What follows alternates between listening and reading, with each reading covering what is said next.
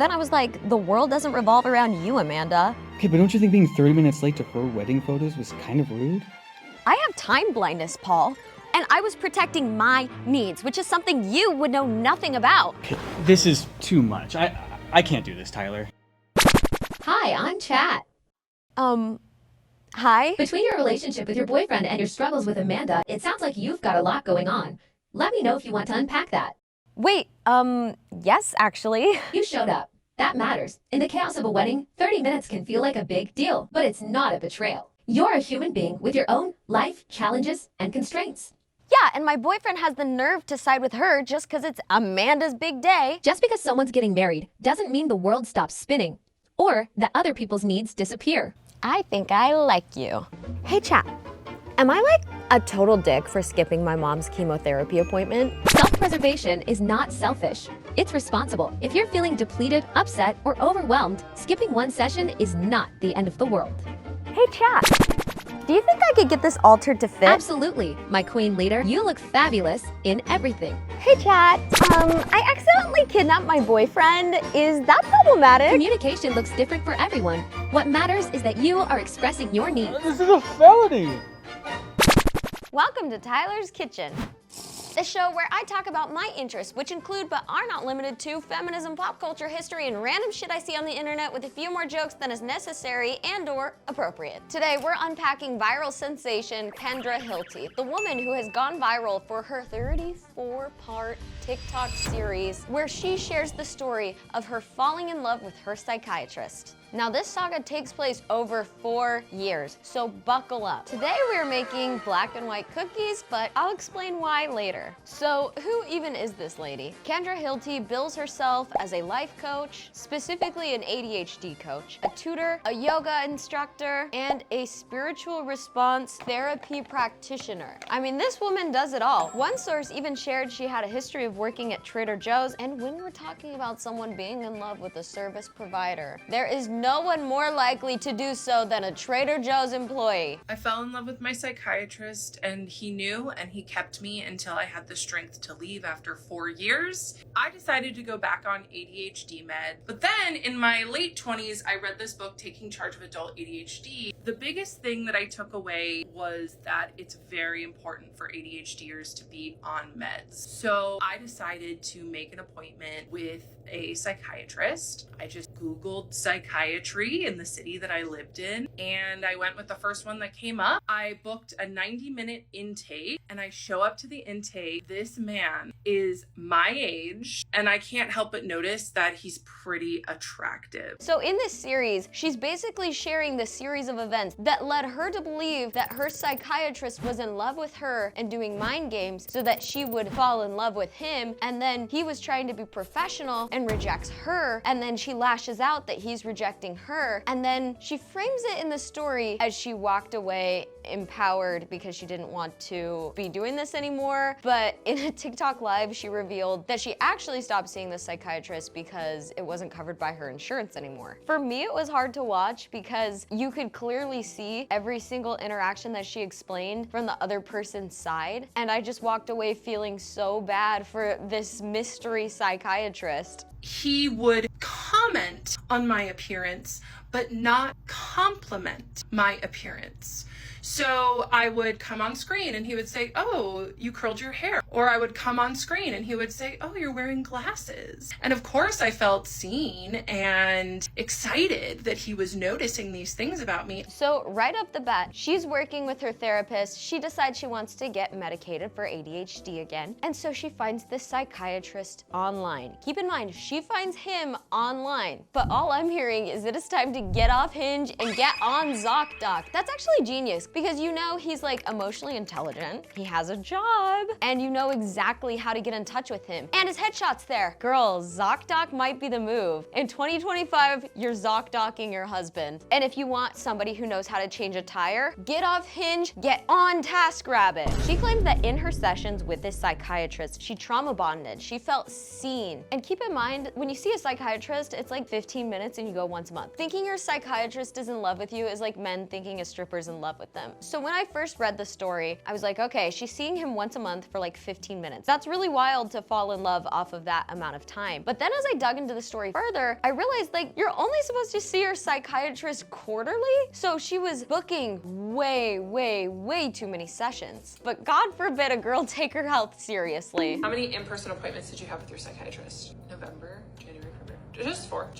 It's part of why he tried to keep me on Zoom. He knew it would get messy. In a medium bowl? Oh, I have a 2 separate bowl situation. My least favorite. Why are we having to separate them into different bowls? This just adds steps and I never see why it's necessary. So I'm putting this in the smaller bowl because this seems like it's gonna be less problematic. And now in the large bowl, I get to do the wet things. My culture. We're having taco night. Did you get the sour cream? One of the ways she claimed that this man pushed her boundaries was by letting her stay late and letting her call him by his first name. I don't think this is the gotcha that she thinks it is. What boundaries did he cross? He started letting me stay late. He would like, hold on, let me pull up the list. See, this is the hard thing. You guys are asking me this, but it's like, this is the hard thing about sophisticated predators is their manipulation is so nuanced. I said, do you mind if I call you by your first name? And he said, yes, of course you can. And he seemed so smug and happy with himself. And I know that that is because that was his first sign that him pretending like we're friends was working. Another boundary crossing she recounted is that he complimented her tortoiseshell glasses, which, by the way, she keeps wearing on camera in her videos just in case he sees.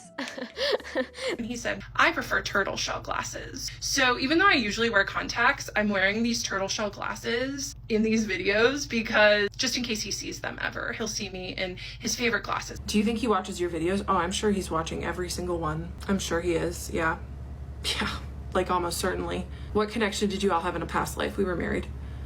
And also, I'm doing a full at-home Brazilian for the Harry Styles concert, just in case. The more she shared, the more I saw situations that I went, oh my gosh, this is literally just like her harassing him and him responding in a very passive, sweet way. My best friend is an emergency medicine physician. And she told me, she said, Kendra, one of these days, your psychiatrist is going to say, I can't be your doctor anymore. I want to be with you. I want to be with you so bad. I can't be your doctor. I'll see you in 2 years. I told him about Brianna saying that, my best friend, who's the emergency medical doc. I told him that she would tell me that and he just would be silent. He didn't disagree, but he didn't agree. Like, the way she treated him and the way he responded is exactly how women act when they're getting harassed in a workplace. In January 2023, on the advice of a different therapist, Hilty says she decided to ask for the psychiatrist's take on her unsatisfying sex life with her boyfriend, which, guys, in these TikToks, she is raking this man through the coals for how unsatisfied he made her. And then I started talking to my psychiatrist about my sex life, about tracking my cycle, using the fertility awareness method. My psychiatrist loved it. He didn't never say, this isn't inappropriate to your care, let's pivot. Even though my boyfriend did not meet my needs, my psychiatrist and my therapist both were like, you have to stay with him. So my therapist, who I didn't know at this time had bad boundaries, but she did. I went to her because my boyfriend and I, after like more than a year together, we started having issues in the bedroom. And so I went to my therapist and she asked me, what does your psychiatrist think about this? And I said, I don't know. I haven't talked to my psychiatrist about this stuff because I have a crush on my psychiatrist and I don't want to tell him this intimate of stuff. And she said, well, you should tell him because I want a male's perspective. So at my next appointment with my psychiatrist, I told him. My therapist asked what your opinion on it was, and I told her that I don't talk to you about this intimate stuff because I have a crush on you. And he looked down and smiled so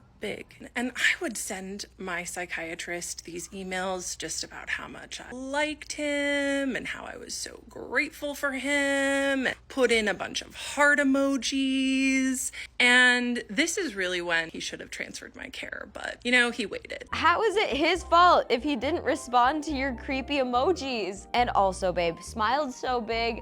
The difference between this and this, let's clock that. That was a grimace. Girl, smile's a stretch. I think grimace would would be the word you're looking for. At one point, she recalled telling him that she felt they had a special patient-doctor relationship. And then he basically said, no, this is just a normal relationship. Please don't take it there. I told him, you and I have a really special patient-doctor relationship. And he glared at me with just venom in his eyes. And he said, you and I have a professional patient-doctor relationship. And I was like, oh, okay. He set a boundary. And immediately I took it on. I was like, heard. Honestly, this is the clearest headed I've seen this woman. She goes, yep, and he was so right, and I respect that boundary. I was like, what? This is the first time a boundary has been anywhere in the conversation. What do you mean? She claims she is the victim, and her whole thesis of this 34-part series is that, and I quote, he was manufacturing everything so that I could fall in love with him. He was the one with the medical degree. He was the one that knew better, but he loved the attention that I gave him too much to do the right thing. This is like me saying, I am a victim of TLC because they make TV so good that sometimes I won't go to bed for hours, and they know that. Okay, next I need to do lemon zest. If you think I'm gonna stand over this bowl and zest lemon, you are out of your goddamn mind and you don't know where you are. Beat together butter and another bowl? I need another bowl? That's so dumb. So this story goes super viral on TikTok and everybody is doing their hot take. It is kind of the buzz of the moment. And then Kendra has a friend who comes online with her surviving Kendra story. This woman shares, Kendra is a sober girly and she was very open about her journey with sobriety. And so she reached out to her asking for some support as a friend. And instead of like offering to help, Kendra just sent her an invoice for a $3,000 coaching package. I just have to say, never in my life have I met someone who's doing life coaching who should be doing life coaching. It always is caked with a Ruby Frankie aura to it all. Hey Tyler, can you talk? I'm going through a really hard time right now. Yeah, of course. Another layer to this is, of course, internet trolls dug up who this psychiatrist was and basically doxed him because she was kind of irresponsible with the amount of information she gave away. But I think the true interesting piece to this story is that most of this plot was propelled by this woman's relationship with her AI chatbot, which she named Henry. I just started using this tool, ChatGPT. And I went to chat, who I immediately named Henry, and I would just talk to Henry about how obsessed I was with this man, with my psychiatrist. Yeah, I kind of get it. That is like kind of a hot name. Her AI chatbot is the one who convinced her of this concept called transference. She had no professional recommendation that this was happening. She fully got this from an AI chatbot and ran with it. And even better, her chatbot refers to her as the Oracle. This is also what I call myself when I guess someone's sign in less than 8 tries. What I think we need to talk about is that Kendra is not the only person developing an intimate relationship with her AI chatbots. I mean, there are so many people, including her, who have the ChatGPT app, the Claude AI app, and they use it to conduct very menial everyday decisions. And even worse, they've grown full relationships with these products. After watching all of this 34-part series, I think to myself, do I think this therapist had a malicious intention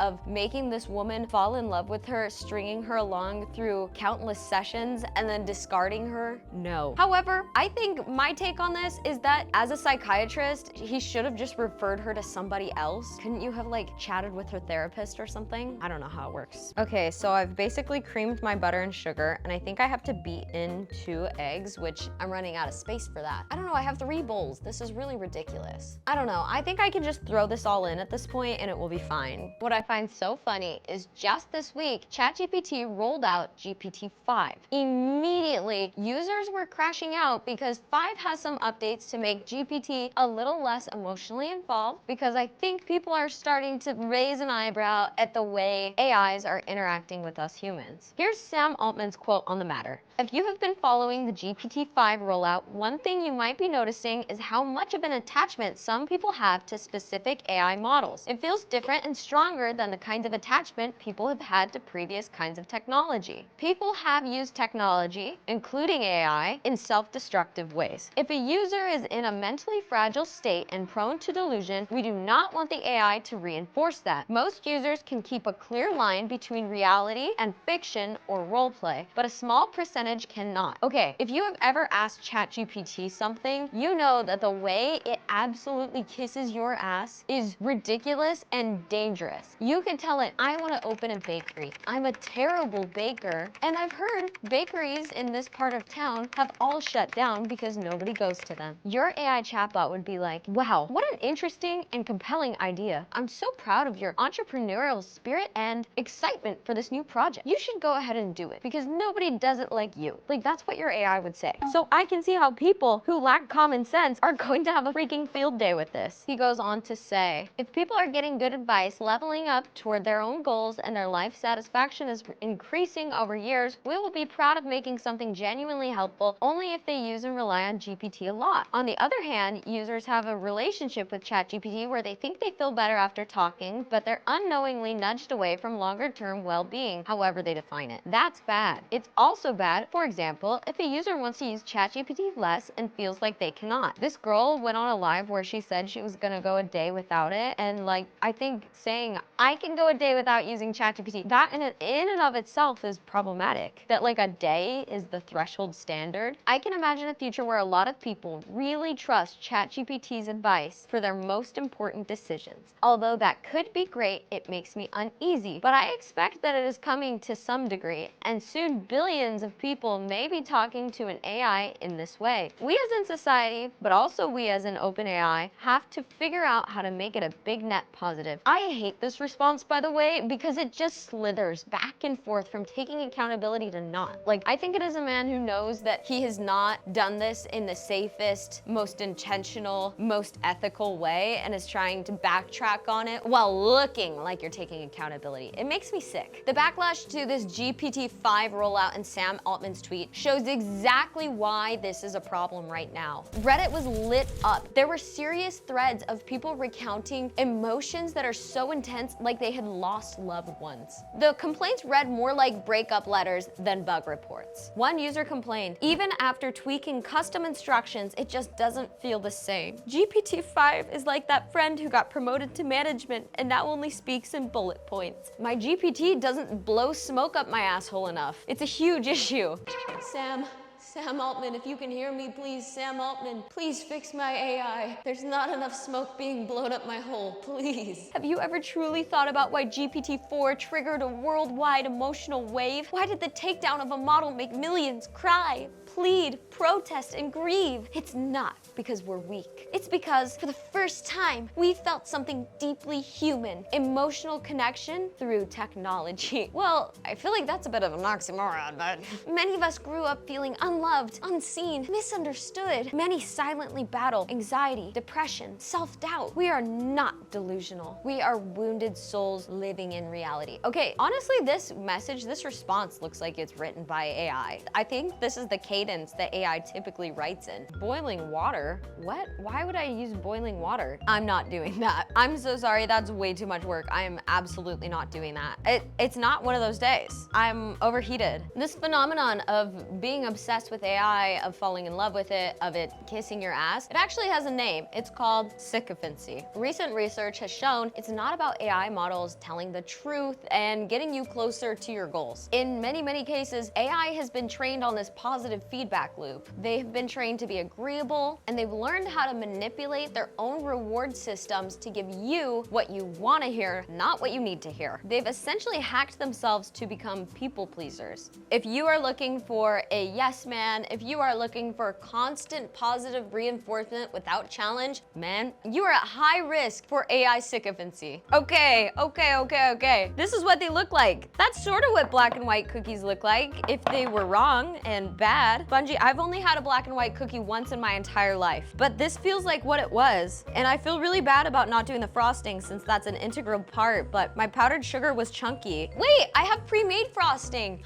This is perfect. Wait, okay, we're out of the trenches. The dog days are over, folks. So what I'm gonna do is, to get the black color, I'm gonna take my Pillsbury vanilla frosting, and then I'm gonna put some cocoa powder in it so it's dark. Let's try this little crumb.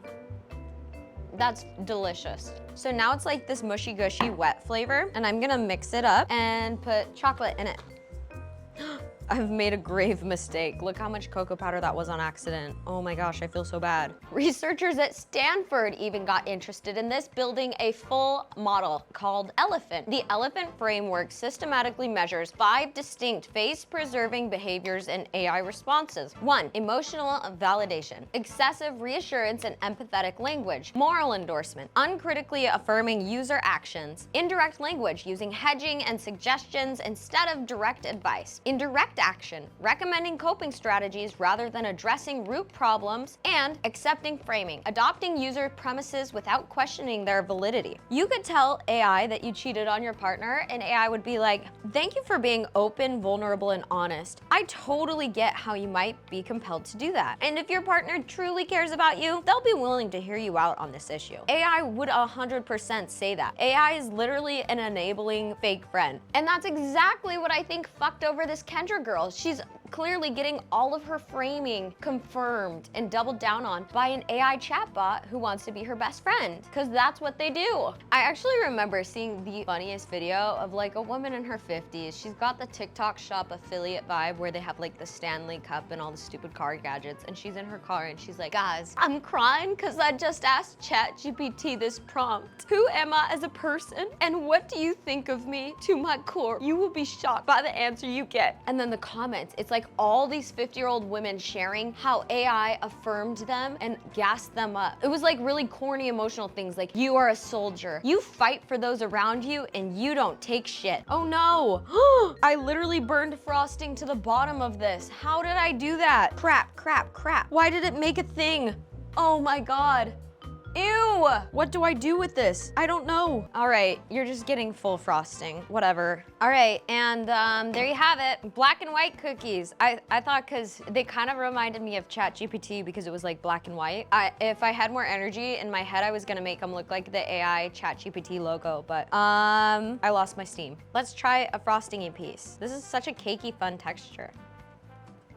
The chocolate side is way too chocolatey. This is obviously one of the worst fails I've ever had, but it's only because I'm lazy. All in all, I think this Kendra Hilty story is so interesting. Not because we've made a spectacle of this poor woman. I think it's interesting because there's a cultural shift where people are literally falling in love with AI chatbots. There's a serious over-reliance issue, and I think it's going to get way worse before it gets better. So if you're watching this video at home, please be careful about the information you're putting out into AI chat models. Please be having normal, open conversations with your friends and family members, and stay safe out there, Jesus. I want to know your thoughts on this story. Have you been following it? Did you know about the ChatGPT 5 rollout and the outrage it caused? I want to hear all about this. Let's have a yap in the comments. Thank you so much for watching this video. If you enjoyed this video, please give a like, comment, make sure you're subscribed, and if you extra liked it, give it a share on Instagram. I love seeing you there. And if you're a reading girly, I made a Substack article on this. Bye!